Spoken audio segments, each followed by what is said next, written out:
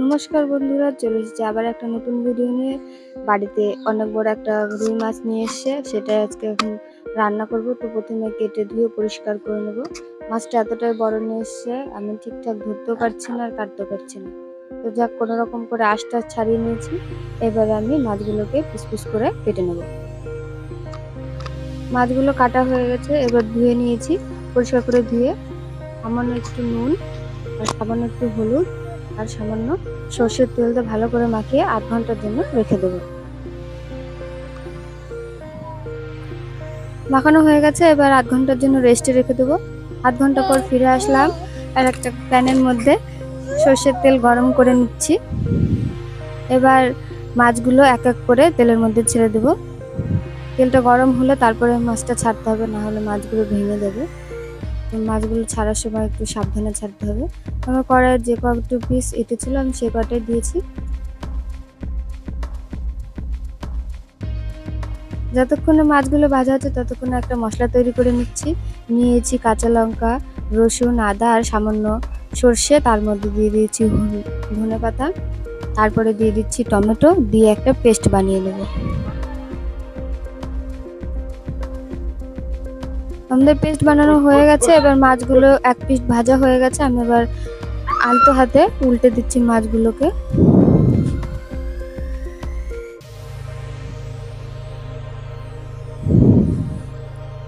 সবগুলো মাছ আস্তে আস্তে উল্টাতে হবে, নাহলে তেল ছিটকালে হাত পুড়ে যাওয়ার সম্ভাবনা।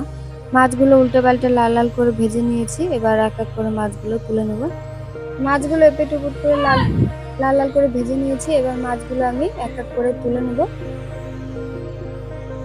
আমার তো রুই মাছ খেতে ভালোই লাগে, তোমাদের কেমন লাগে কমেন্টে আমাকে জানাবেন। আর রুই মাছের আর কি দেখতে চান আমাকে কমেন্টে অবশ্যই জানাবেন। মাছগুলো তোলা হয়ে গেছে, এবার একই তেলের মধ্যে সামান্য আর একটু তেল দিয়ে দেবো। তেল দিয়ে এবার গোটা জিরে আর শুকনো লঙ্কা ফোড়নে দিয়েছি আমি। দিয়ে ফোড়নটা একটু লাল লাল হওয়া অবধি অপেক্ষা করবো, তারপরে দিয়ে দেবো পেঁয়াজ কুচি।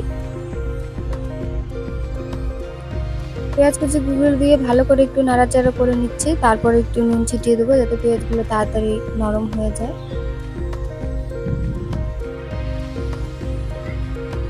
এইভাবে বাড়িতে রান্না করে দেখবেন, খেতেও ভালো হয়, দেখতেও ভালো হয়, সবকিছুই। এবার পেঁয়াজগুলো মোটামুটি হয়ে গেছে, এবার আমি যে মশলার পেস্টটা বানিয়ে রেখেছিলাম সেই মশলার পেস্টটা আমি দিয়ে দিচ্ছি। দিয়ে ভালো করে নাড়াচাড়া করব, পেঁয়াজের সাথে মশলাটা মিশিয়ে নেব।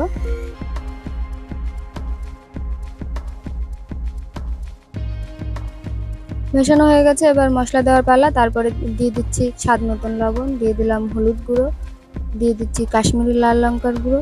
কাশ্মীরি লঙ্কার গুঁড়ো দিতেও পারেন, আবার না দিতে পারেন। দিয়ে মশলাগুলো এবার মিশিয়ে নিচ্ছি। তারপরে দিয়ে দিলাম জিরে আর ধনের গুঁড়ো।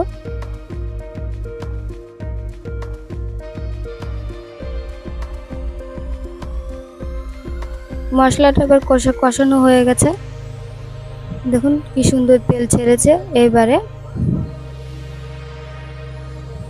মশলাটা মোটামুটি কষানো হয়ে গেছে, আমি দেখাচ্ছি। দেখুন কি সুন্দর লাগছে দেখতে, খেতেও অবশ্য ভালো হবে। এরপরে সামান্য একটু মিক্সারে যে মশলাটা করেছিলাম সেটা ধুয়ে আমি জল দিয়ে দিলাম।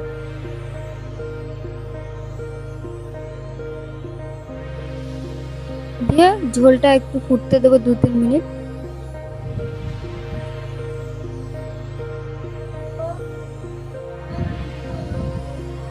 ঝোলটা ফুটে গেছে, এবার আমি ভাজা মাছগুলো ছেড়ে দিচ্ছি। এক এক করে মাছগুলো সব ছেড়ে দিলাম। ছেড়ে দিয়ে আলতো হাতে একটু নাড়াচাড়া করে দেবো, দিয়ে ঢাকা দিয়ে দেবো।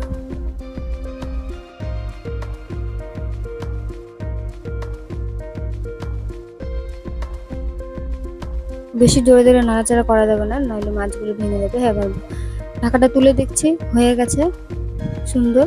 এবারে দিয়ে দিচ্ছি গরম মশলা করে। রান্না আমার শেষ তোমাদের। তারপর দিয়ে দিচ্ছি ধনেপাতা। রান্না শেষ। তোমাদের কেমন লাগে কমেন্টে অবশ্যই জানাবে আমার এই রেসিপিটা। আমাদের সঙ্গে থাকুন, দেখতে থাকুন, দেখা হবে আর আবার একটা নতুন ভিডিওর সঙ্গে। আমাদের চ্যানেলটিকে লাইক, কমেন্ট, শেয়ার, সাবস্ক্রাইব অবশ্যই করবেন। আর ভালো থাকুন, সুস্থ থাকুন, দেখা হবে আবার একটা নতুন ভিডিওর সাথে। কমেন্ট করতে কিন্তু ভুলবেন না।